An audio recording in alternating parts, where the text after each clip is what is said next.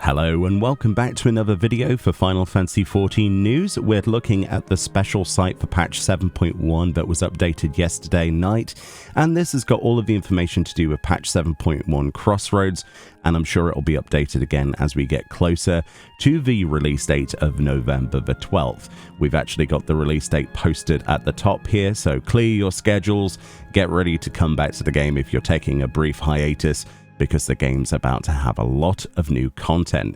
So we've looked at the special site before, but there are some new sections, mainly for Juno the First Walk, which is the first of 3 Alliance raids in the Echoes of Vana'diel storyline. We saw this image before of Preesh. Actually, during Live Letter Part 84 yesterday, Yoshi P went in the game and showed us the boss. It appears to be probably the first boss of the Alliance raid, although you know, he didn't have the duty list actually shown, so we're not sure. But Preesh has these huge boxing gloves, let's call them, these huge enlarged spiked gloves for some reason. We also have this second image. This is a better look at the first walk itself, and as you can see, things are not exactly as they seem. There's definitely something interdimensional going on here with the skybox that we elaborated before when we looked at the teaser images, and we've got this weird Colosseum thing in the distance. It looks quite impressive, doesn't it? And this actually is the platform where you fight against Preesh, and this is the run-up to that as Yoshi P walked down here in his Live Letter preview. We have this image here, which looks absolutely amazing. I can't believe how good this looks in our Final Fantasy XIV engine. Absolutely beautiful. I love the greenery on this. It looks like it's floating. Very reminiscent of the God Raids in terms of like it being above Aetherius kind of looking here in the clouds. Very cool stuff. And then we've got this image, which is obviously of Preesh. One thing we didn't actually see during the Live Letter is that far into the fight, but it looks like she creates a square around the arena and fills it with spikes. That's something we didn't see. Look at that background though. That is absolutely gorgeous, with all the floating debris and the bells and stuff, like it's being literally ripped from another shard into our own, which is still what I'm going to go for as the theory. All I can say is I really want Preesh's boots. Those spiked boots are amazing. I wish we had boss armor. I really do. Looking pretty good, honestly. And then we have this image, which is probably the most circulated at the moment on social media, which is a look at the Alliance raid gear. And of course, you know, you can have a bit of a guess as to who is who there. But yeah, these are based off of the Archangels from Final Fantasy XI, which didn't have headpieces so much other than obviously the caster down there. They had these visors, so anybody thinking that they've designed the visors specifically because of the headwear issues with Viera and Hrothgar, that is not the case. In fact, this is what the original gear looked like. Kind of. It's so much higher fidelity. It's crazy to see that in our game, and I think they look really good. In terms of dye ability, that's going to be the question, isn't it, really? With a dual dye palette, you hope that you can change the metallic sort of theme as well as the main color, but we'll have to wait and see. But looks really good. Really, really like those. And I think I actually prefer the caster one down there to a lot of the others. But very, very cool. I presume that's melee, like striking or something? I'm not sure. Again, I'm still unsure as to what is what. I figure that this is probably the tank though, right? That makes the most sense. But those look pretty good in my opinion. Some people have been a little bit off with them, but they might not get the connection with Final Fantasy XI that some other people will obviously have looking at this. And of course, there is actually 2 pieces of glamour outside of this that is not shown on this website. And I'll show these on screen from the Live Letter. We've got this that looks like a Diabolos outfit, which is absolutely gorgeous. That was confirmed to be from the Alliance raid, probably from a coffer. And we've also got a second glamour, also confirmed to be in the Alliance raid, which is what this Lalafel's wearing, which is absolutely gorgeous. I really like that. I can imagine what that would look like on my own character. Additionally, on the special site then, if we scroll down, we still have the images from before of the dungeon gear for Ueyawata field station, part of the MSQ in 7.1. And then obviously we've got info on Sven's Burden. But the real other update is Futures Rewritten Ultimate, where we have this image of Mitron Shiva. We actually saw the intro cutscene. We might as well play that in the background as we read this. It says, like a river, the future winds in boundless ways. A single ripple may alter the course of its flow, and as one ripple leads to another, myriad other possibilities. So it is in this land, once blighted by the flood of light, where the resistance of many give way to the morrow blessed by the night sky. If similarly, the future wrought by two young women were but one of countless possibilities, what other forms could their morrow have taken? Fascinated by such visions, the wandering minstrel weaves a ballad of futures rewritten. I think that is a beautiful piece of dialogue, and honestly, I can't wait to see this myself. Our raid group, we need to finish the tier. We got it pretty much to the last couple of mechanics on M4S. We're nearly there, and I want to get into this as soon as I can. But I can't wait to watch this on Twitch and YouTube, seeing all of the people do their world first progress. It's going to be amazing. I do like watching Ultimates quite a lot, actually. Then additionally, we have a section on the Chaotic Alliance raid, which is a brand new feature. They're going to be presumably adding more bosses in the future to this series. I'm not sure if this is specifically limited to the patch 7.15 and onwards thing. I don't know if this is time limited.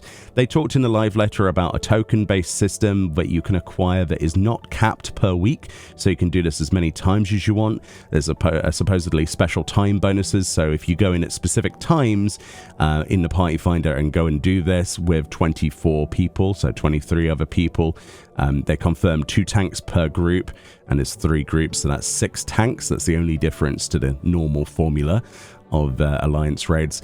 You'll be able to take part in this, what is classed as Savage. They're saying it's as difficult as Savage Tier 2, so the second fight in a Savage tier, or closer to a Part 1, but the Part 2 difficulty comes with how many extra people there would be other than just a normal 8-man.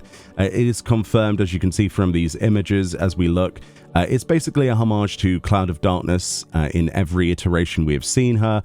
The first phase, as Yoshi P called it, kind of looked familiar from the Alliance raid, and then we went on to this, which seems to be the second phase, where a lot of the arena disappears, very similar to the Eden series of raids, with these tiles that fall when people walk across them for too long.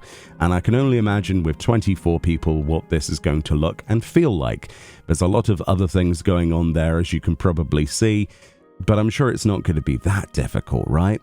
But yeah, there's supposedly hairstyles, minions, mounts, and other things associated with that. They also showed 2 of the mounts. We can show those briefly from some clips from the live letter part 84 yesterday.